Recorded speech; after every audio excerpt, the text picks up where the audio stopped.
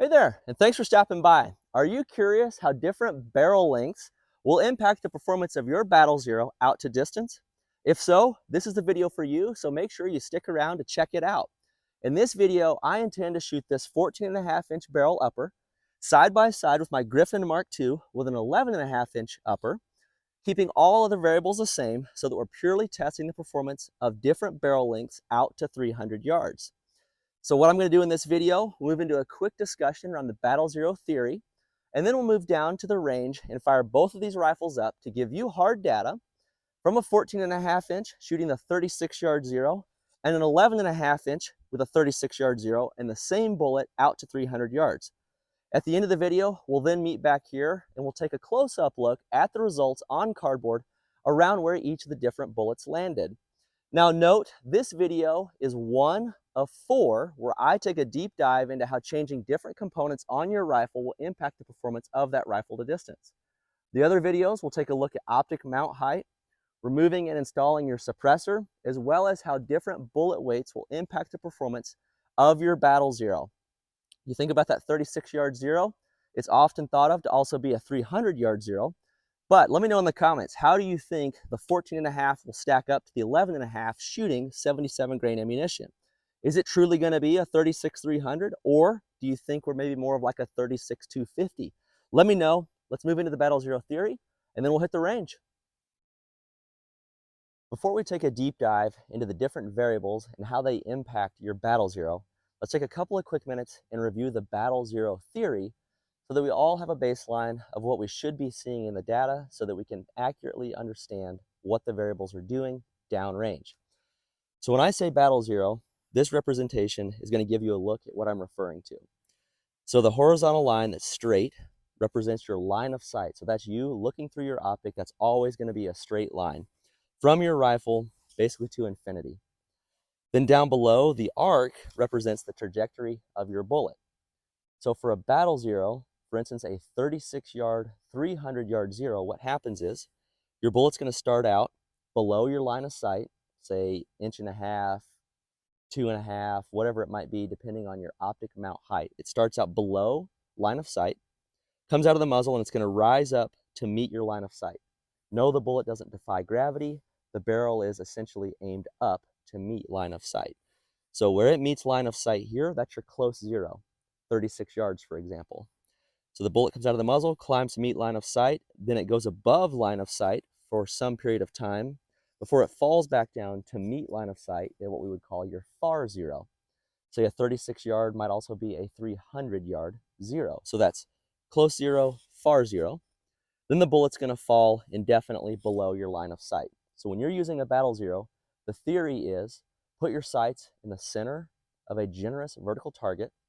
And then if you don't know the range to that target, your impact should only be plus or minus a couple of inches from your line of sight within the range that we're going to define, say, in this video. So things to keep in mind: bullet comes out of the muzzle, it's going to rise to meet line of sight. It's above line of sight for some period of time before it falls back down. You have to ask yourself, how much error can you accept here above line of sight for your impacts? And then how much error can you accept below line of sight past your far zero? And with those numbers in mind, that's how we're going to determine the rifle to use and get an accurate understanding of how changing different variables are going to impact your performance. So for the bulk of this video, I'm going to zero at 36 yards. So this is going to be known 36-yard zero. Then as I change my variables, we're going to see on cardboard at 100, say 200, and 300 yards what my bullet is actually doing. So the theory on a 36-yard zero is that my bullet should really only be above line of sight about 3 to 3.5 inches, and then below line of sight 3 to 4 inches out to about 300 yards. That's going to allow me to hold center and make those impacts. But what I think you're going to see in this video, as I change things like optic mount height, barrel length, suppressed versus unsuppressed, and different bullets, we're going to see the above and below line of sight numbers change. And what that's an indication of is changing of our far zero. So if we know we're zeroed at 36 yards, what we see in the data above and below is going to indicate where our far zero is.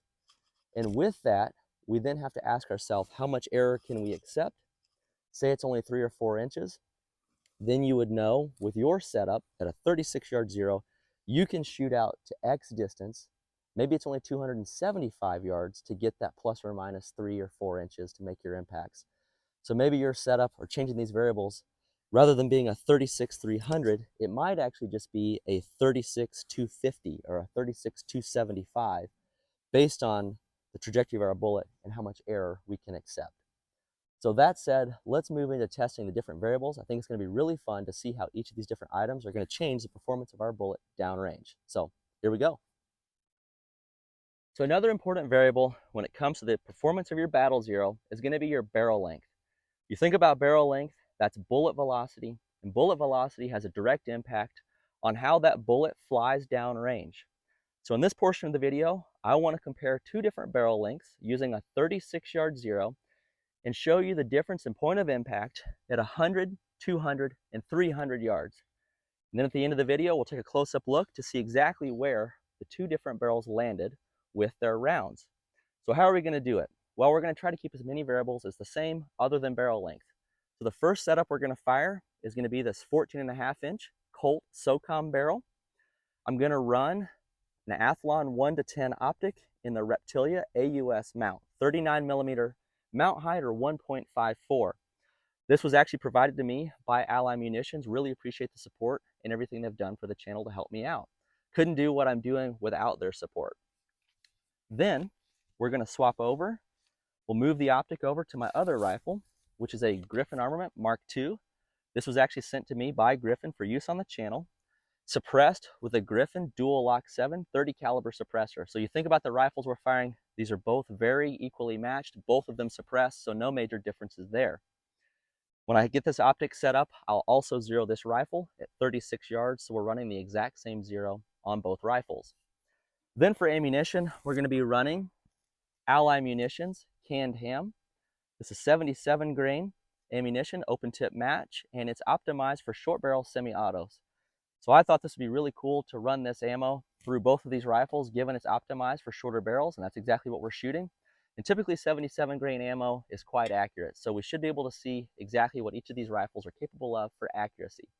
So from here, again, we're going to fire the 14.5-inch first. We'll go up the left-hand side, 100, 200, 300, and then I'll move the optic and the bipod over to the Griffin Mark II, and then we'll go down the right-hand side, firing 100, 200, and 300, and then we'll pop back here at the end to review the performance. 14.5-inch barrel, 100-yard line with a 36-yard zero. We're going to shoot that bottom left dot.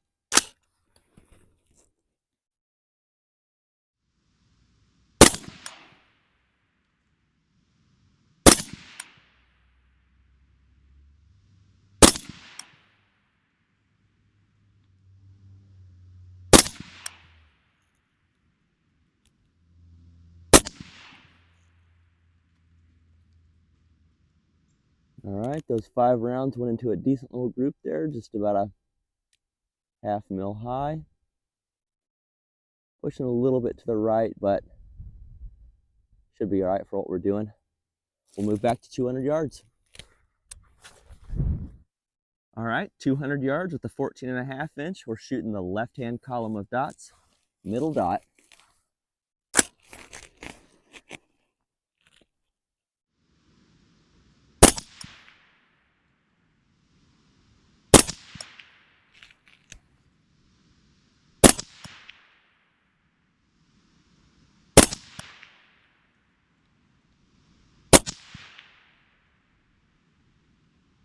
All right, you can't really see those impacts, but I trust it on the cardboard. From here, we'll move back to 300. 300 yards with the 14.5-inch and the 77 grain Ally load. I'm going to aim at that upper left dot. There's a slight left to right, but I got a lot of cardboard to the right, so I'm just going to hold on the orange dot, see where they land.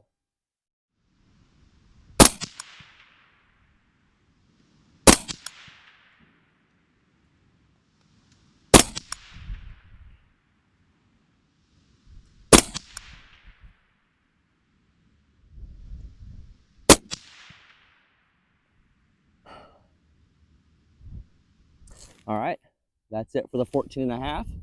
We'll swap to the 11.5 and run the same course of fire. As you can see, we've swapped over to the Griffin Mark II 11.5-inch upper. Earlier I mentioned these will be the first rounds through this rifle, so earlier, getting zeroed at 36 yards, I put about 10 rounds of M855 through it before I swapped over to the Ally 77 grain. I'm probably into this barrel now about 16 rounds with a 36-yard zero. So from there, what I want to do here at the 100-yard line is fire 5 rounds on that lower right dot, and then move back to 200 and 300, just like we did with the 14.5-inch. And we'll compare where the rounds land between the two barrels. So with that, let's go ahead and fire this rifle up. Bottom right dot.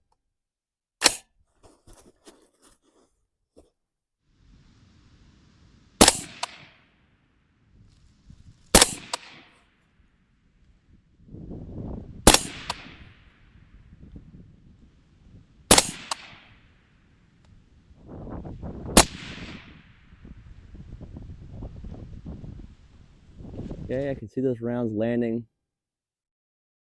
just a bit high there at 100, a little bit of a horizontal spread to the group, but I'm going to measure that at about, I don't know, a half mil high or so. From there, let's move back and we'll shoot 200 yards. 200 yards with the Griffin 11.5-inch Mark II. We're going to aim on the right-hand column, middle dot.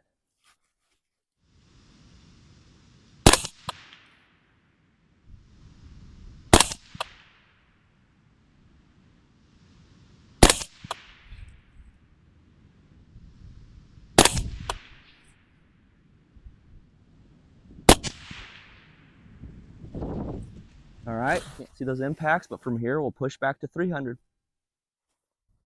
So we're back at the 300-yard line with the 11.5-inch Griffin Mark II. Now earlier when I shot the 14.5-inch rifle, my impacts were quite a bit low and they pushed right because of the wind. Because I want to keep my impacts on the cardboard, I went ahead and taped over the 5 14.5-inch impacts there for the 300-yard line. And with the 11.5, I'm going to aim at the same upper left dot. So I'm going to have the exact same aiming point as the 14.5-inch, but because I taped over the previous impacts, we should still be able to see where this lands in relation to the 14.5. So with that, I'm aiming at the upper left dot, and I expect my impacts will land low and right down there around where the 14.5-inch is that's taped over.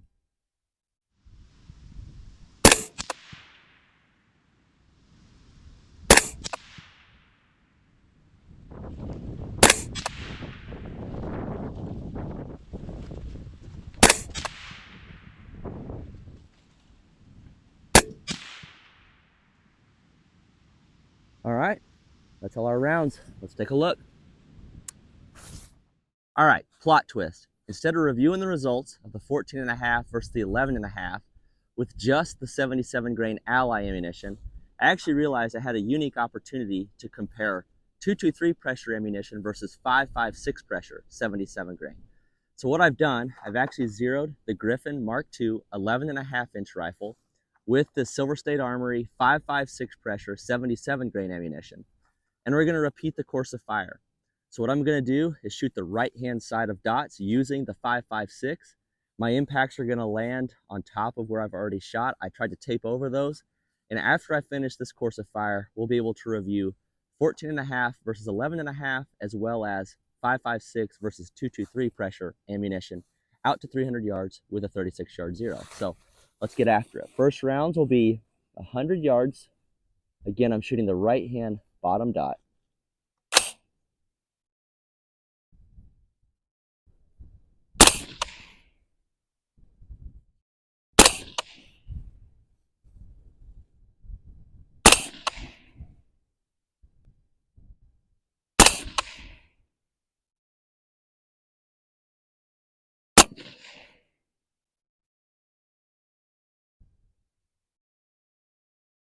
All right, cool. I can already see a difference. Let's move back and we'll shoot 200 yards. All right, 200 yards with the 5.56 77 grain ammo out of the 11.5-inch barrel. Shooting the right-hand column, middle dot.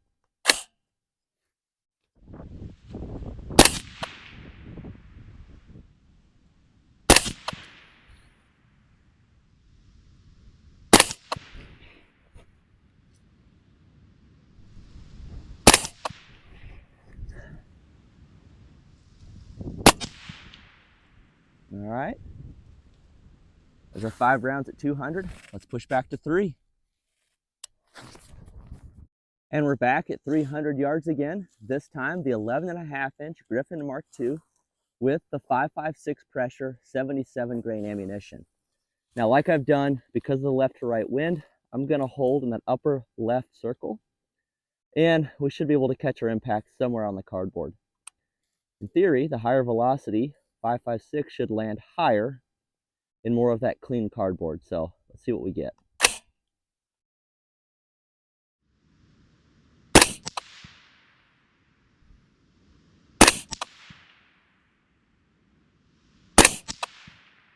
A lot of mirage pushing down there left to right.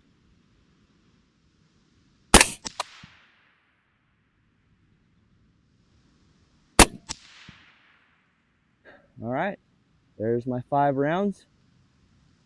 Now we'll take a close-up look and compare barrel length as well as the different pressure ammo.